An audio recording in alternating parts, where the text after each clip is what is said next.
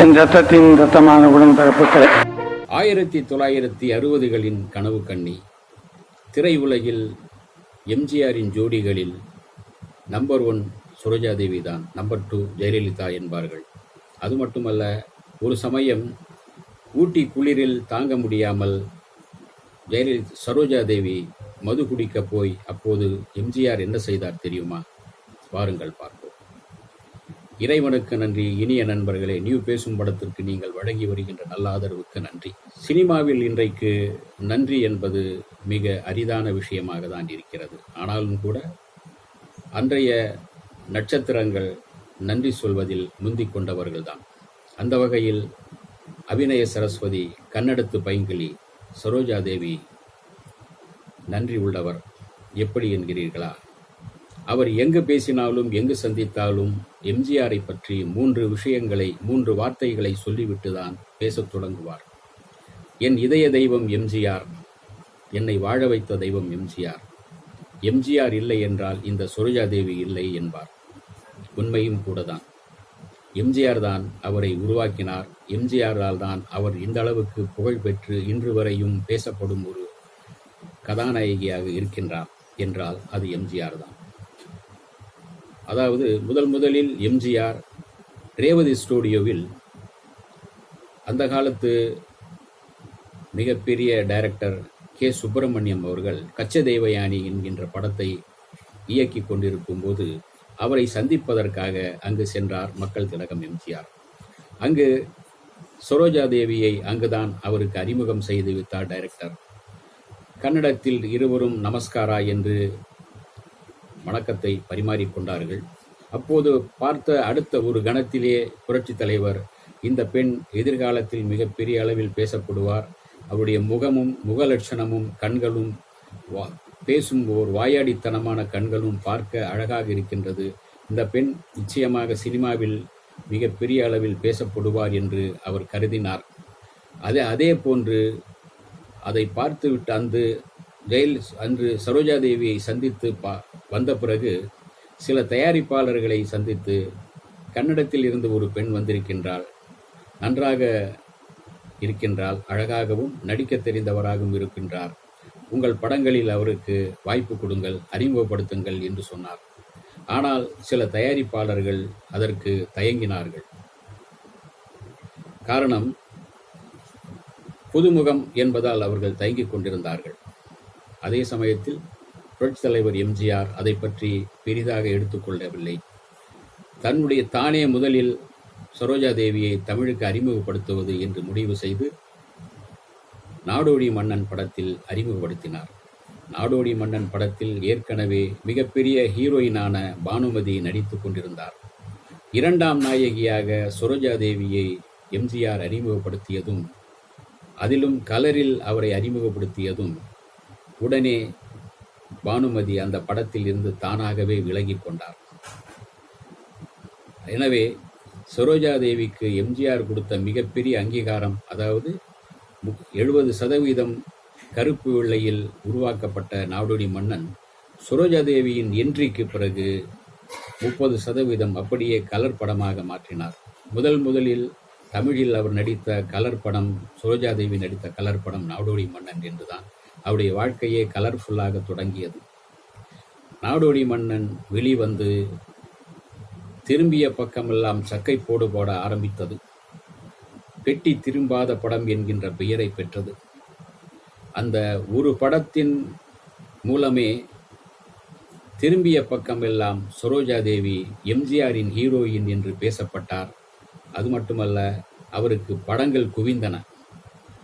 நாடோடி மன்னன், அடுத்து திருடாதே என்ற படங்களில்தான் எம்ஜிஆர் அவரை அறிமுகப்படுத்தி வைத்திருந்தார்.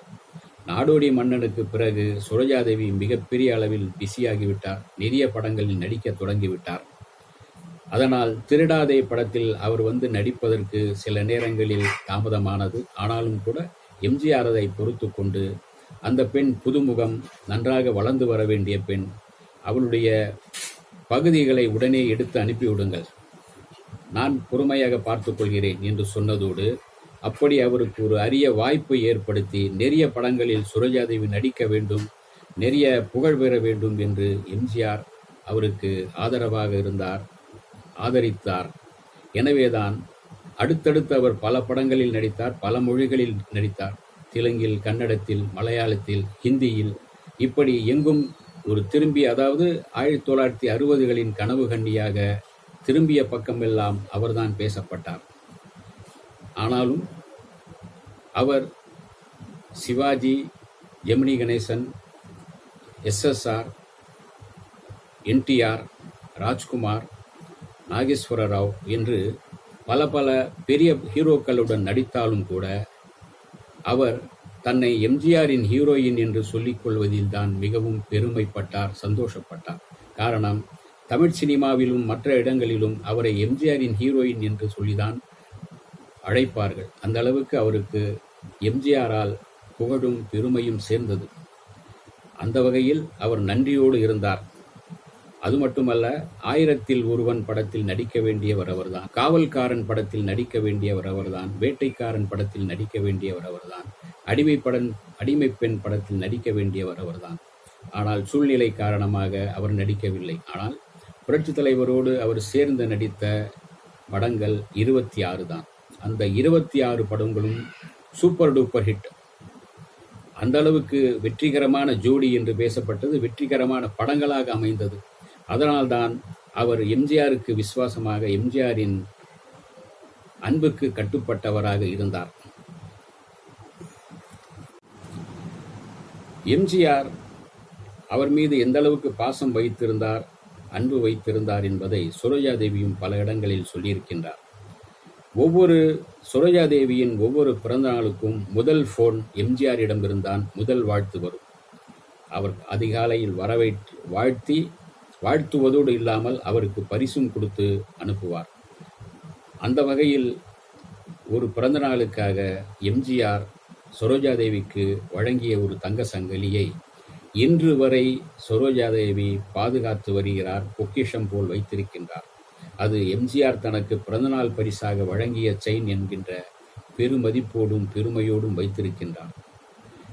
அதே போல எம்ஜிஆர் அவரை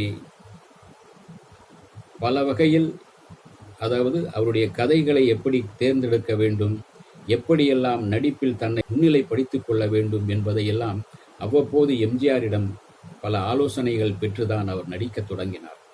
ஒரு தடவை ஊட்டியில் கடும் குளிர், இன்று போல கேரவன் வண்டியெல்லாம் கிடையாது. ஊட்டி குளிரில் ஒரு ஓரமாக நீங்கள் ஒரு குடையின் கீழ் பிடிச்சிட்டு நிற்பார்கள். அந்த ஒரு குடையின் கீழ் தான் உட்கார்ந்திருக்க வேண்டும். அந்த அளவுக்கு பெரிய குளிரில் நடுங்கிக் கொண்டிருந்தார் சரோஜாதேவி. பக்கத்தில் கொஞ்சம் தூரத்தில் எம்ஜிஆர் கருப்பு கண்ணாடி போட்டு உட்கார்ந்திருந்தார்.